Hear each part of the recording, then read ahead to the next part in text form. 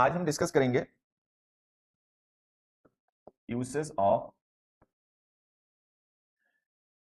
Indefinite article. सीधे शब्द में कहें तो आज हम डिस्कस करेंगे uses of a and an.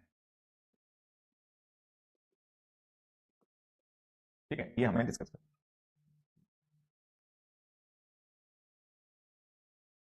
ठीक है, अब जैसे हमने जो लिखा है ना uses of a and an, तो हम ए एंड एन आर्टिकल के यूजेस को डिस्कस करेंगे। कोई भी आपसे पूछ दे when do we use a and an articles, तो आप क्या बताएंगे? कुछ जल्दी से कमेंट करके बताएं। ए एंड एन आर्टिकल्स के यूजेस को लेकर इफ समवन आस्क्स यू, तो आप क्या बताएंगे कि ए एन आर्टिकल कब यूज होता है? देखो, वैसे तो ए और एन आर्टिकल के काफी यूजेस हैं, हम जो एक एक करके सीखेंगे, जो बेसिक प्राइमरी यूजेस हैं जिन पे सारे यूजेस फंक्शन करते हैं उनको समझ लेते हैं। एक, a and an are used with singular countable nouns.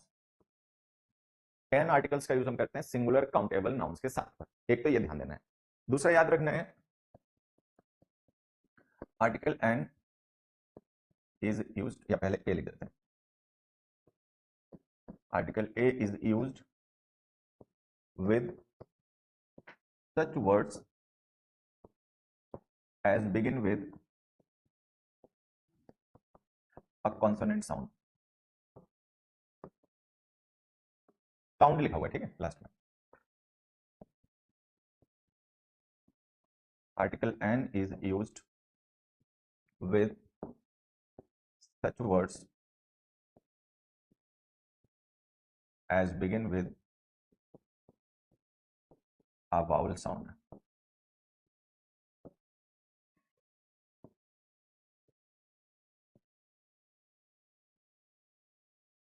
ठीक है, ये बेसिक बातें हैं जो हमें इनको लेकर ध्यान रखनी है। बाकी तो और भी यूजेस हैं, धीरे धीरे सीखेंगे। जब किसी पर्सन के बारे में उसका डिटेल ऐड हो तो द का यूज करेंगे। अच्छी बात आपने बताई है, लेकिन द का तो मैंने पूछा नहीं था, ए एन का पूछा था। ठीक है, in the sense of one and any, very good. ये जो आपने ध्यान रखना है बहुत अच्छी बात है कि in the sense of one and any, one and any के सेंस में। तो देखिए, एन आर्टिकल का यूज हम करते हैं सिंगुलर काउंटेबल नाउन्स के साथ में।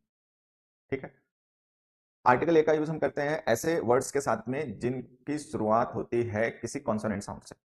ठीक है, और आर्टिकल एन का यूज करते हैं ऐसे वर्ड्स के पहले जिनकी शुरुआत होती है किसी वाउल साउंड से। अब एक एग्जांपल से मैं आपको यहाँ पे थोड़ा सा कुछ समझाता हूँ। एक मैंने लिखा ही इज डैश पर्सन। ठीक है, दूसरा हमने लिखा he is dash important person. दूसरा हमने लिखा, नहीं एक मिनट बेटा,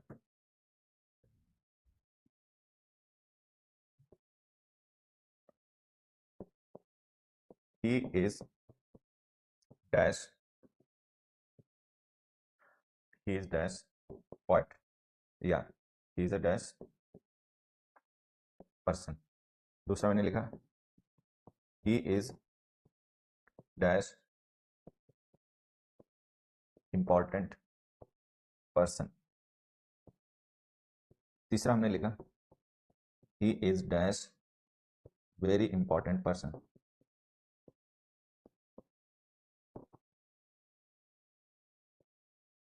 ठीक है, अब इन सेंटेंसेस में आप देखना, यहां पर हमने एक नाउन लिखा पर्सन, ये नाउन यहां भी हमने लिखा है पर्सन, और ये नाउन यहां भी हमने लिखा है पर्सन। यहां पर इस नाउन के साथ हमने एक एडजेक्टिव लिखा है इंपॉर्टेंट, यहां पर भी हमने एक एडजेक्टिव लिखा है इंपॉर्टेंट, यहां पर इस एडजेक्टिव के साथ हमने एक एडवर्ब भी लिखा है वेरी। ठीक है, तो बात समझ में आ रही है कि यहां पर हमने एक नाउन लिखा है, यहां पर नाउन के साथ एक एडजेक्टिव लिखा है, यहां पर नाउन के साथ एडजेक्टिव लिखा है, और एडजेक्टिव के साथ में एडवर्ब भी लिखा है। आर्टिकल्स आपको यूज करने, ए और एन, ब्लैंक फिल करिए। तो जैसे हमने लिखा है he is dash person, he is dash important person, he is dash very important person, fill in these blanks, in blanks को fill करिए।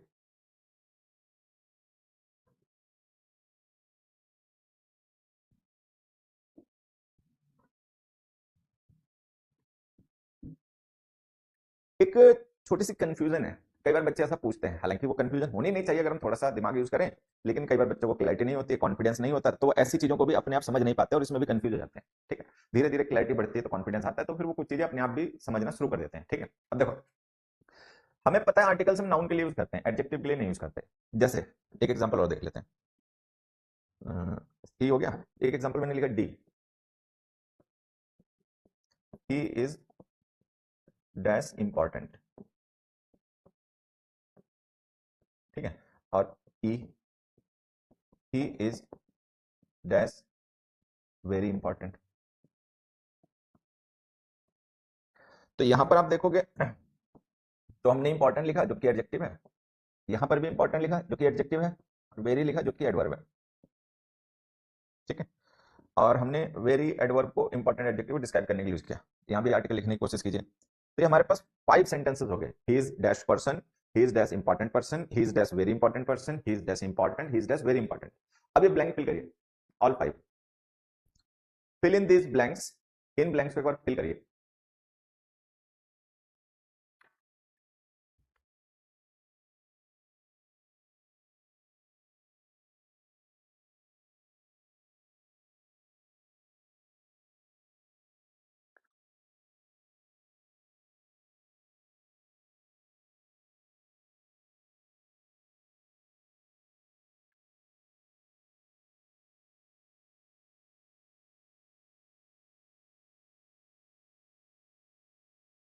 सिंगुलर काउंटेबल, तो पर्सन जो है वो सिंगुलर भी है, काउंटेबल भी है। पर्सन को हम काउंट भी कर सकते हैं, 1%, 2%, 3%, ठीक है। तो कोई भी सिंगुलर काउंटेबल नाउन होगा तो उसके बाद हम आर्टिकल लिखेंगे, तो हम पर्सन के साथ आर्टिकल लिखेंगे। तो हमने यहाँ पे आर्टिकल लिखा ए, क्योंकि जो इसका साउंड है वो कॉन्सोनेंट है, ठीक है। इंपॉर्टेंट पर्सन जब हम लिखेंगे तो नाउन तो वही है, लेकिन उससे पहले एडजेक्टिव आ गया। हमें पता है कि जो हम आर्टिकल लिखेंगे वो इंपॉर्टेंट से पहले लिखेंगे, पर्सन के लिए लिखेंगे इंपॉर्टेंट से पहले, लेकिन वो होगा पर्सन की वजह से, नाउन नहीं होगा तो आर्टिकल नहीं आएगा। अब कई बार बच्चे क्या समझते हैं, वो ये सोचते हैं कि पर्सन जो है वो तो पी से शुरू हो रहा है, तो अगर पर्सन जो है वो कॉन्सोनेंट साउंड से शुरू हो रहा है तो हम उसके साथ में एन क्यों लिखें। तो ध्यान ये रखना है, आप आर्टिकल लिखते नाउन के लिए हो, लेकिन आर्टिकल ए यूज होगा या एन यूज होगा वो डिसाइड होता है उसके नियरेस्ट वर्ड के साउंड से। तो इंपॉर्टेंट वर्ड जो है ना, इसके साउंड से ये डिसाइड होगा कि ए आएगा या एन आएगा। आर्टिकल आएगा कि नहीं आएगा वो पर्सन से डिसाइड होता है। नाउन है तो आर्टिकल यूज होगा, नहीं है तो नहीं यूज होगा। अब ए यूज होगा या एन यूज होगा वो नियरेस्ट वर्ड के साउंड पे डिपेंड करता है। तो यहाँ पे क्या लिखा है, इंपॉर्टेंट, इसका साउंड होता है वॉल, वॉल साउंड होता है तो हम यहाँ पे एन लिखेंगे। अब देखो पर्सन नाउन यहाँ भी है, पर्सन नाउन यहाँ भी है, यहाँ पे आर्टिकल ए है, यहाँ पे एन है। अच्छा यहाँ पे हमने लिख दिया वेरी इंपॉर्टेंट, तो हमने एडजेक्टिव से पहले एक एडवर्ब भी लिख दिया। अब होगा क्या कि जो हम लिखेंगे आर्टिकल वो इससे नियरेस्ट वर्ड के साउंड के अकॉर्डिंग डिसाइड होगा। पर्सन सिंगुलर काउंटेबल नाउन लिखा है तो आर्टिकल तो आएगा ही, ठीक है, लेकिन वो ए होगा या एन होगा वो डिसाइड करेगा नियरेस्ट वर्ड के साउंड पर। तो यहाँ पे वेरी लिखा हुआ है, कॉन्सोनेंट साउंड होता है तो ए आ गया, ठीक।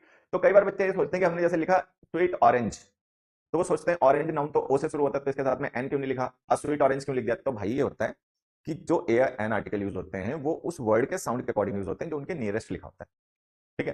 तो अगर नियरेस्ट स्वीट लिखा हुआ है तो ए आएगा, ऑरेंज लिखा हुआ तो एन आएगा, ठीक है। अब यहाँ जो हमने इंपॉर्टेंट लिखा है एडजेक्टिव है, नाउन है ही नहीं।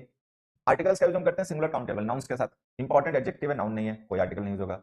यहाँ भी इंपॉर्टेंट एडजेक्टिव है, वेरी एडवर्ब है, नाउन कोई है ही नहीं, कोई आर्टिकल नहीं होगा। तो ये एक छोटी सी चीज होती है कई बार जिसमें बच्चे कंफ्यूज रहते हैं, तो मुझे लगता है आगे आप इसका हमेशा ध्यान रखोगे कि आर्टिकल तो यूज होता है नाउन के अकॉर्डिंग, लेकिन कौन सा आर्टिकल यूज होगा वो डिपेंड करता है नियरेस्ट वर्ड के साउंड पर।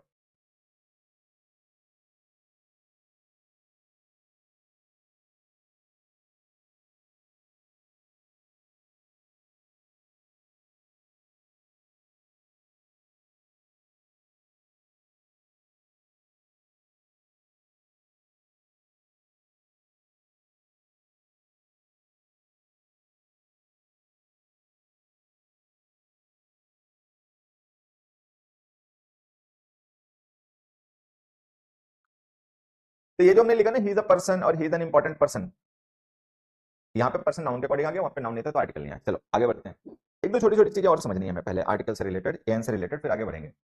मैंने एक सेंटेंस लिखा, Kamal bought a car,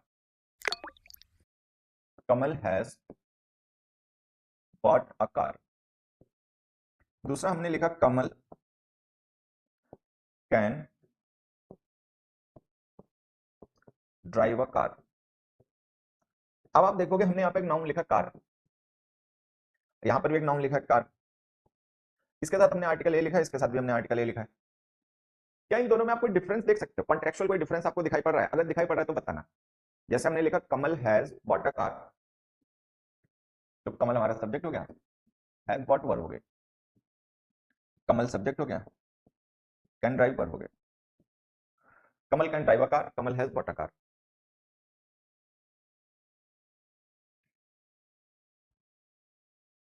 D और ई के लिए कोई आर्टिकल नहीं होगा, एग्जैक्टली आर्टिकल अगर नाउन नहीं लिखा तो नहीं यूज होगा, ठीक है। आर्टिकल यूज होगा जब नाउन लिखा है, ए यूज होगा या एन यूज होगा, वो डिपेंड करेगा नियरेस्ट वर्ड के साउंड पर। इनमें बताओ बच्चों, Kamal has bought a car, Kamal can drive a car. यहाँ पे जो हमने आर्टिकल ए लिखा है और यहाँ पे आर्टिकल ए लिखा है, इसके कॉन्टेक्स्ट में डिफरेंस है, ठीक है। वो कॉन्टेक्स्ट में डिफरेंस आप अपने आप देख सकते हो, तो जल्दी से कमेंट करके बताओ, नहीं तो फिर मैं तो समझाऊंगा ही।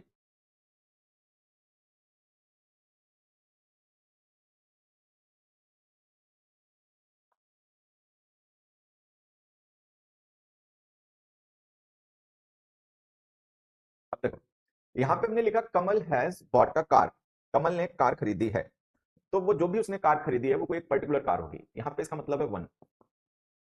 तो यहाँ पे हमने आर्टिकल ए का यूज किया है पर्टिकुलर कॉन्टेक्स्ट में, जिस नाउन को हम रेफर कर रहे हैं वो एक पर्टिकुलर नाउन है, जो उसने कार खरीदी है वो। फिर यहाँ पर हमने लिखा Kamal can drive a car, तो कमल कैन ड्राइव अ कार का मतलब कमल एक कार चला सकता है, ऐसा तो इसका मतलब होगा नहीं कि कमल एक ही कार चला सकता है। Kamal can drive a car का मतलब कमल कोई भी कार चला सकता है, ठीक है, एनी जनरल। अब आपको एक चीज छोटी सी जो समझनी है भाइयों, वो ये है कि एन आर्टिकल, जैसे मैं कल आपको समझा रहा था, ठीक, कि एन आर्टिकल जो होते हैं ये एनी और वन दोनों की वीकर फॉर्म होते हैं। एनी और वन में डिफरेंस क्या होता है वो हमें समझना है, कल हमने डिस्कस नहीं किया था उसे, आज समझ लेते हैं। जब हम आर्टिकल ए या एन का यूज करते हैं वन की वीकर फॉर्म में, तो एन आर्टिकल किसी पर्टिकुलर नाउन को रेफर करते हैं जो अनआइडेंटिफाइड है, मतलब जो अभी आइडेंटिफाइड नहीं है लेकिन वो है पर्टिकुलर। लेकिन जब हम एन आर्टिकल का यूज करते हैं एनी के सेंस में, तो एन आर्टिकल किसी पर्टिकुलर नाउन को रेफर ना करके जनरल की बात करते हैं। मतलब कमल कैन ड्राइव अ कार का मतलब ऐसा नहीं कोई पर्टिकुलर कार है कमल उसी को ड्राइव कर सकता है, कमल किसी भी कार को चला सकता है, इसका मतलब ये है, ठीक है। वहां पे जो हमने लिखा कमल हैज बॉट अ कार, वो एक कोई पर्टिकुलर कार है जो कमल ने खरीदी है। अब हमें भी पता नहीं कौन सा मॉडल है कैसी है, लेकिन ये पता है कि उसने कार खरीदी है। तो यहाँ पे जो कार है वो एक पर्टिकुलर नाउन है जो कि अभी अनआइडेंटिफाइड है। यहाँ पे जो कार है वो जनरल है, वो कोई पर्टिकुलर कार की बात नहीं हो रही। तो जब हम किसी जनरल सेंस में नाउन को यूज करते हैं सिंगुलर फॉर्म में, तो उसके साथ जो एन आर्टिकल लिखे जाते हैं वो एनी की वीकर फॉर्म होते हैं। जब हम किसी पर्टिकुलर नाउन को रेफर करते हैं जो अनआइडेंटिफाइड हो, तो उसके साथ जब हम एन आर्टिकल लिखते हैं वो वन की वीकर फॉर्म होते हैं। एक तो ये बात ध्यान रखनी है। दूसरी बात जो ध्यान रखनी है वो ये कि अगर हम इस सेंटेंस को चाहें तो क्या ऐसे लिख सकते हैं, कमल हैज बॉट कार्स, ठीक है। और क्या हम इसे ऐसे लिख सकते हैं, कमल can drive cars.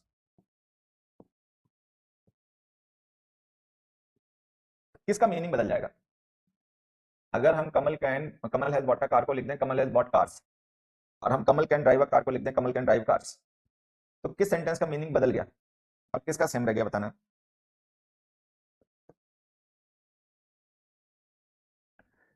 Kamal has bought a car, Kamal has bought cars, क्या दोनों का मीनिंग सेम है या अलग अलग है। Kamal can drive a car, Kamal can drive cars, क्या दोनों का मीनिंग सेम है या अलग अलग है।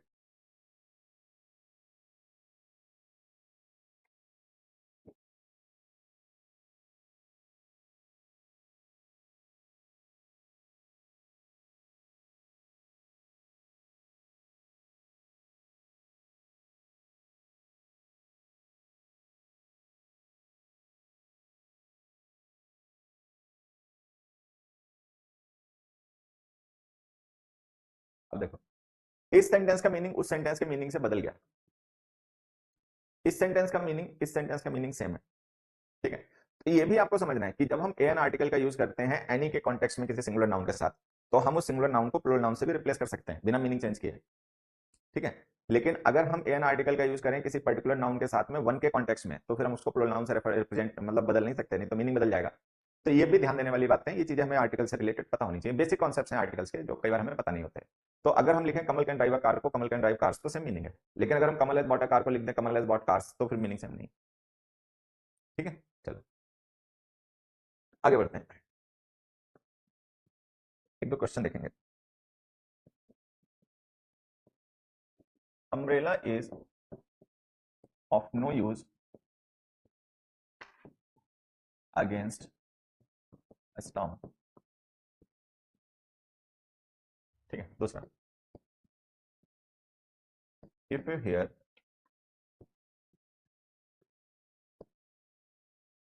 engaged tone, replace the receiver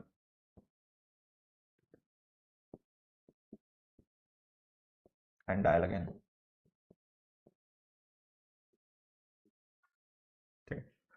तीसरा,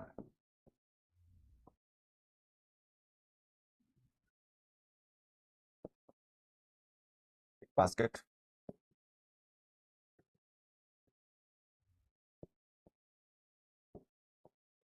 content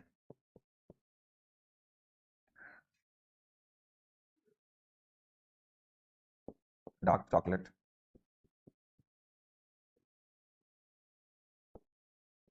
an eclair and a dark chocolate.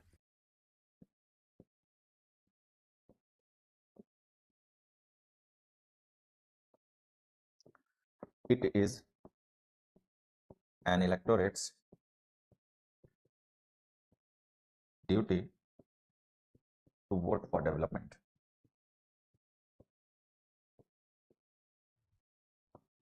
ये मैंने कुछ सेंटेंसेस लिखे बच्चों, इनको अगर सभी लोग पढ़िए, पढ़कर समझिए और आंसर बताइए। सभी लोग इनको पढ़िए, आंसर बताइए।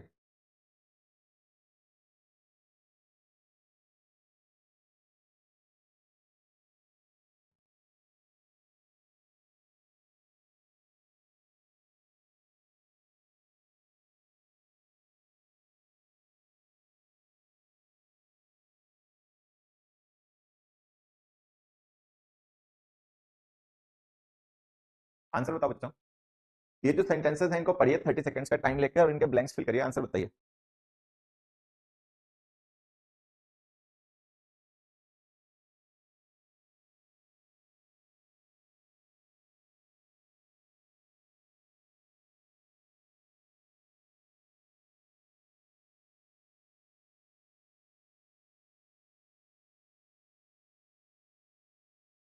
देखो पता क्या है, यहाँ पर एक हमने नाउन लिखा है अम्ब्रेला, ठीक है। यहाँ पर हमने एक नाउन लिखा है एंगेस्टोन, यहाँ पर एक नाउन हमने लिखा है डार्क चॉकलेट, यहाँ पर एक नाउन हमने लिखा है इलेक्टोरेट्स ड्यूटी, इनके साथ हमने आर्टिकल लिखा है, ठीक है। इनके साथ नहीं लिखा, बाकी ये देख के अपने आप बता सही है गलत।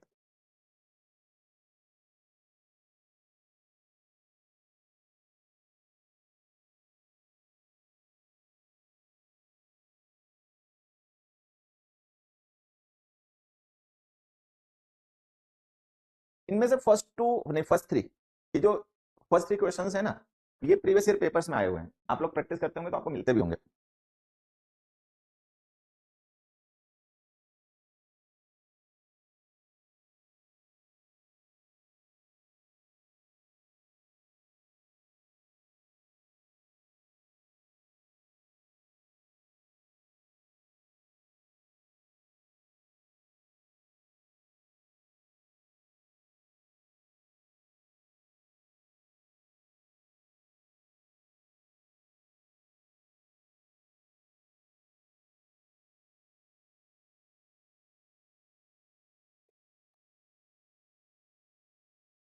अब देखो, अम्ब्रेला जो है ये सिंगुलर काउंटेबल नाउन होता है, अम्ब्रेला जो है वो सिंगुलर काउंटेबल नाउन है, कोई भी सिंगुलर काउंटेबल नाउन बिना आर्टिकल के नहीं आना चाहिए, तो यहाँ लिखो an umbrella is of no use against storm, ठीक है। दूसरा देखो, if you are engage tone, अब जो टोन है ना उसके साथ हमने एडजेक्टिव लिखा है एंगेज्ड, मतलब हम एक पर्टिकुलर टाइप ऑफ टोन की बात कर रहे हैं, तो यहाँ पे टोन वर्ड जो है ना वो कॉन्टेक्स्ट में काउंटेबल हो गया, क्योंकि एंगेज टोन का मतलब एक सर्टेन टाइप ऑफ टोन, एक पर्टिकुलर टाइप ऑफ टोन, जो नाउंस किसी टाइप को रिप्रेजेंट करते हैं, कैटेगरी को रिप्रेजेंट करते हैं, वो काउंटेबल होते हैं और कॉमन होते हैं, कॉमन होते हैं तो काउंटेबल हो जाते हैं। काउंटेबल नाउन सिंगुलर नंबर में बिना आर्टिकल के नहीं आता।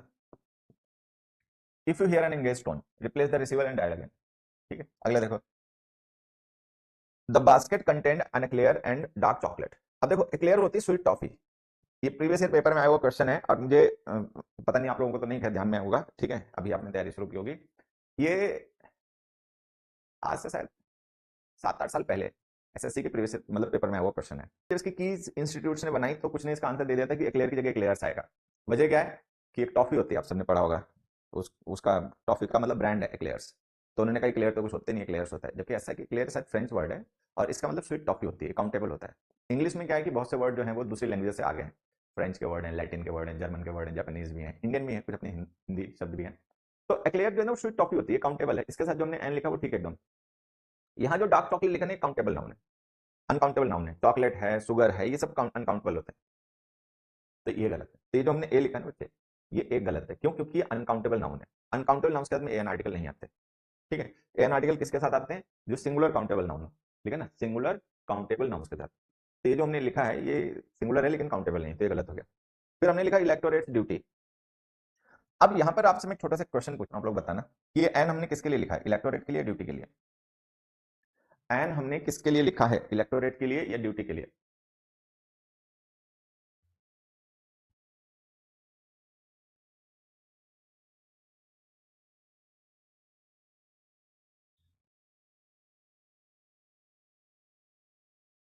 अरे बोलो भाई, ये जो हमने एन इलेक्टोरेट ड्यूटी लिखा है, इसमें एन आर्टिकल किस नाउन के लिए यूज हो रहा है, इलेक्टोरेट के लिए या ड्यूटी नाउन के लिए?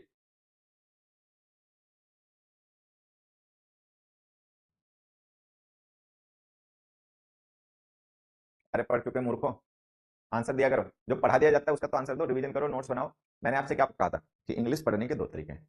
एक, जैसे ज्यादातर लोग पढ़ते हैं कि कल क्या पढ़ा था वो कल रट लिया था, आज क्या पढ़ रहे हैं वो आज रट लेंगे, कल क्या पढ़ेंगे वो कल रट लेंगे, मतलब कुछ भी आपस में लिंक्ड नहीं है, सिंक्रोनाइज्ड नहीं है, सब बिखरा बिखरा है, टुकड़े टुकड़े में रट मारो इंग्लिश को। ठीक है, रूल है, एक्सेप्शन है, अंडरस्टैंड बातें हैं। दूसरा तरीका ये होता है कि नहीं, हर एक चीज एक लॉजिकल सीक्वेंस के साथ में रिलेटेड है, कोहेरेंट है, सब आपस में जुड़ा हुआ है, इंटरलिंक्ड है। हम जिस तरीके से पढ़ रहे हैं वहां पर सारी चीजें आपस में जुड़ी हुई हैं। ठीक है, सारी चीजें यहाँ पर आपस में जुड़ी हुई हैं। तो अगर आप जो पिछले लेक्चर्स देख रहे हो उनको रिवाइज कर रहे हो, उनके नोट्स बना रहे हो, तभी आपको आगे पढ़ते रहने में क्लैरिटी आएगी, नहीं तो आप हमेशा कंफ्यूज रहोगे। क्योंकि मैं जिस तरीके से सिलेबस को डिलीवर करता हूं, तो मेरी अप्रोच ये है कि मैं पहले जो पढ़ाते हुए आपको आया हूं उसका आगे रेफरेंस देता रहूंगा। जो मैंने पिछले चैप्टर में या उससे पिछले चैप्टर में कुछ पढ़ाया होगा, आज मैं उसका रेफरेंस देकर आपको कुछ बताऊंगा, समझाऊंगा। अब पता चले तुम उसको खा गए, तब तक तुमने उसका रिवीजन ही नहीं करा, तुमने उसका नोट्स नहीं बनाया, तुमने सोचा वो तो कंजंक्शन चैप्टर था, ये तो आर्टिकल है, कंजंक्शन का आर्टिकल में क्या जरूरत पड़ेगी, भूल गए, तो फिर आर्टिकल में दिक्कत हो जाएगी। तो मैं हर एक चीज को ना लिंक करके पढ़ाता हूँ, रिलेट करके पढ़ाता हूँ, रेफरेंसेस देके पास्ट के यूज करके पढ़ाता हूँ। तो आपको ये आदत पढ़ने की डालनी पड़ेगी, मेरी पढ़ाने की आदत यही है। आपको पढ़ने की भी आदत डालनी पड़ेगी कि सारी चीजें आपस में सीक्वेंस वाइज सेट हो, कनेक्टेड हो, डॉट सारी कनेक्ट हो जाए। बिखरा बिखरा रायता फैला देना, इस तरीके से मैं पढ़ाता भी नहीं, पढ़ता भी नहीं था, जब पढ़ता था तब मैं, ये मेरा पढ़ने का तरीका भी नहीं था, मैं चीजों को कनेक्ट रिलेट करके पढ़ता हूँ। ठीक है, तो ये आपको आदत डालनी पड़ेगी बच्चों, फायदा होता है इसका, बहुत फायदा होता है, कॉन्सेप्ट क्लैरिटी बढ़ती है, हम नई चीजों को सोच समझ पाते हैं, ठीक है, डाउट्स कम आते हैं दूसरे के मुकाबले, तो इसका फायदा भी होता है। चलो, अब मैं आपको बताता हूँ। नाउन्स पढ़ते समय मैंने आपको एक बात बताई थी, ऐसे ओरली बता देता हूँ। हमने नाउन्स पढ़ते समय एक बात पढ़ी थी कि जब हम कभी नाउन मॉडिफायर लिखते हैं, तो वहां पर लिखा गया जो आर्टिकल होता है या कोई भी डिटर्मिनर होता है वो मेन नाउन के लिए होता है। लेकिन जब हम किसी एक नाउन को पजेसिव केस में यूज करते हैं किसी दूसरे नाउन के साथ में, तो वहां पे लिखे गए डिटर्मिनर जो होते हैं वो पजेसिव केस के नाउन के लिए होते हैं। कहने का मतलब ये है जो कि जो हमने एन यूज किया वो हमने किसके लिए यूज किया, इलेक्टोरेट के लिए, ड्यूटी के लिए नहीं यूज किया, ये इलेक्टोरेट के लिए यूज हो रहा है, आपको ध्यान रखना पड़ेगा। जो आपको नाउन्स में मैंने पढ़ाया समझाया था, अगर वो आपने समझा होगा, याद रखा होगा, तो ये बात आपको समझ में आ गई होगी। नहीं तो कोई कहेगा ड्यूटी के लिए लिखा तो क्या ही पढ़ाना, फिर तो ऐसे पढ़ाने का पढ़ने का फायदा क्या है, जब जो पढ़ रहे हो उसको तुम्हें याद ही नहीं रखना है, उसको तुम्हें समझना ही नहीं है, उसके नोट्स बनाने नहीं है, रिवीजन करने ही नहीं है, तो समझ जाओगे, तो भाई उसका रिवीजन क्या करो। तो ये जो एन हमने लिखा वो इलेक्टोरेट के लिए लिखा है। अब हमें पता है कि इलेक्टोरेट नाउन तो प्लूरल होता है, मैं नाउन में पढ़ा था ना। तो ये दोनों ही बातें हमने नाउन चैप्टर में पढ़ रखी है। एक तो हमने ये पढ़ रखी है कि इलेक्टोरेट नाउन जो होता है वो प्लूरल होता है, लगता नहीं देखने में लेकिन होता प्लूरल है। दूसरा हमने ये पढ़ रखा है कि पजेसिव केस में लिखे गए नाउन से पहले लिखे गए डिटर्मिनर जो होते हैं वो पजेसिव केस वाले नाउन के ही होते हैं। ठीक है, तो जो एन है वो इलेक्टोरेट के लिए यूज हो रहा है, इलेक्टोरेट प्लूरल नाउन है, तो प्लूरल नाउन के साथ में एन कैसे आ गया, एन आर्टिकल तो सिंगुलर काउंटेबल नाउन के साथ यूज होते हैं। ठीक है, इलेक्टोरेट तो प्लूरल है, सिंगुलर तो है ही नहीं, तो अगर सिंगुलर है ही नहीं तो इसका हमने एन क्यों लिखा, वो गलत हो गया। ठीक है, तो ये एन क्यों गलत हुआ ये आपको समझ में आना चाहिए, रट्टा नहीं मारने के एन नहीं आएगा, ये समझो क्यों नहीं आया। ठीक है, यहाँ पर एन सही है, यहाँ पर एन गलत है, ए गलत है, तो क्यों गलत है आपको समझ में आना चाहिए।